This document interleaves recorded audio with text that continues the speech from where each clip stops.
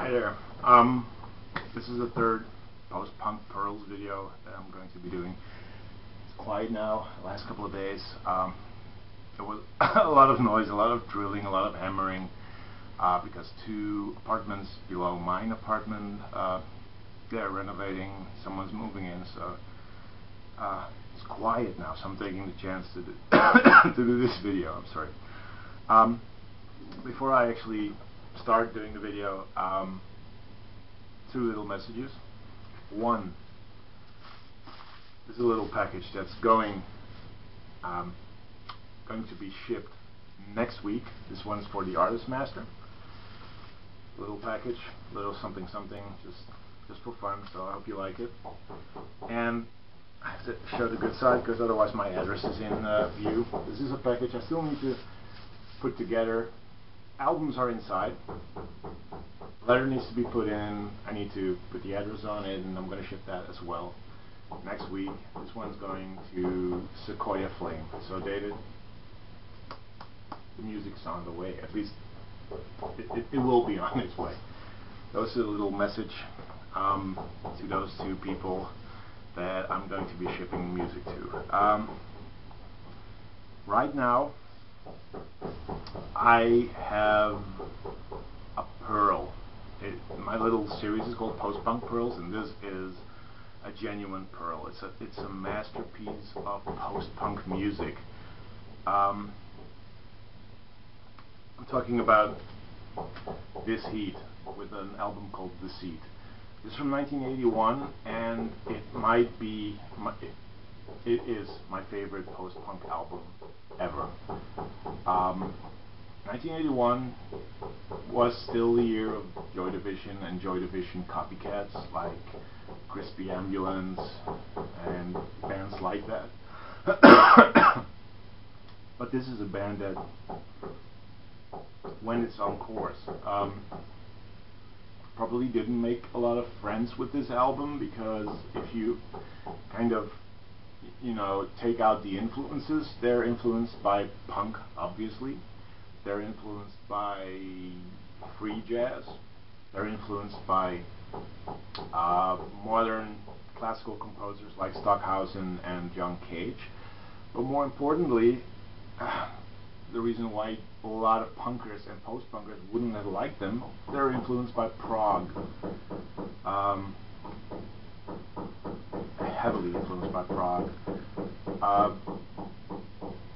This album was ahead of its time. With that particular mixture, they went so far into the future. I don't know precisely the year, but I think that went to 2002 when Kid A was released, around that time. This is 1981's Kid A album. I'm not kidding you. This is as original now as it was back then, with the little difference that now people might get it. Now people might understand what the hell this music is about. I believe that in the early 1980s, not a lot of people understood what these guys were trying to say. The album, like I said, has lots of influences, and more predominantly the influences are experimental. It plays out like a feverish dream.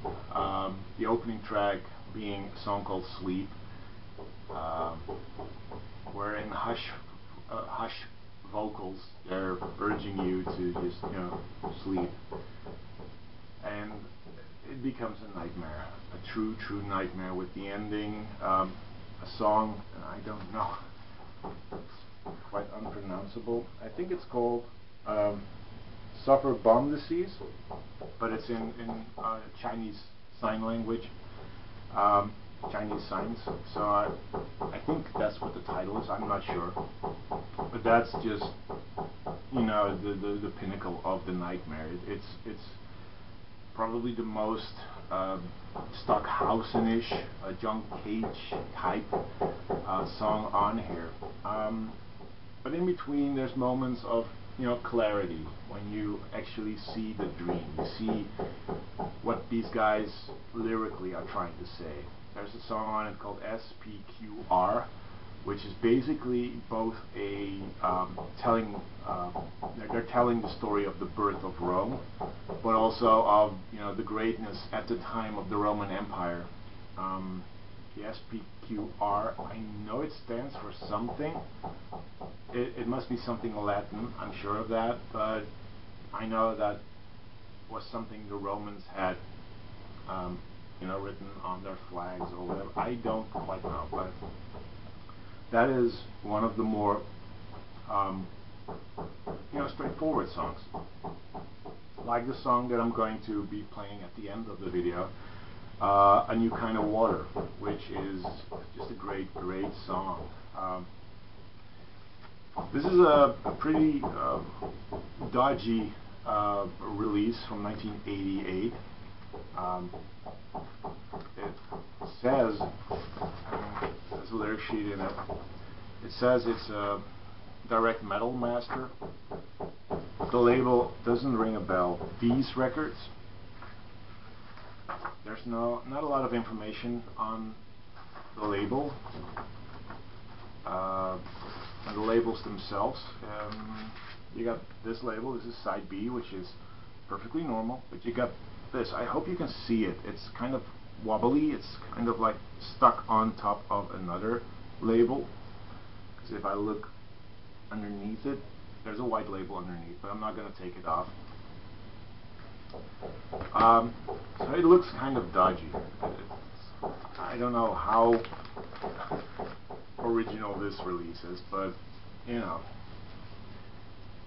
I am sure that the band themselves, Deceit, would do just great right now. So if they would re-release this 180 gram, put it in a gatefold, put some bonus tracks on it, because they've done a couple of EPs that are really hard to get, and just release a beautiful 2 LP set. Why not? Let's do it. Let's get people hooked on Deceit. This is actually the only stuff I have by them, and I know they did one more album at least, and a couple of, like I said, EPs, and I really need to find those, but they're really hard to find, so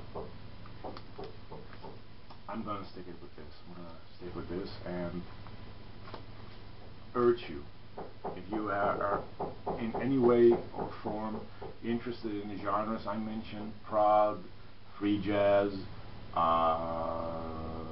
punk, and modern composers like Stockhausen and John Cage. If you're any way, form, interested in those names, check this out. It's not going to disappoint you. You're going to love it. I'm positive Cool Ranch Dressing has it. They have it because they showed it in their 80s thread. Derek might have this on vinyl. If not, he has either a CD copy of it or a digital copy. I'm positive Big Star, it's on his wish list if he doesn't have it already.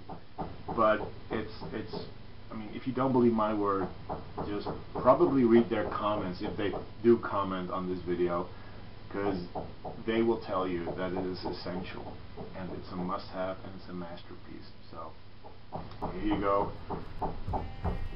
Enjoy.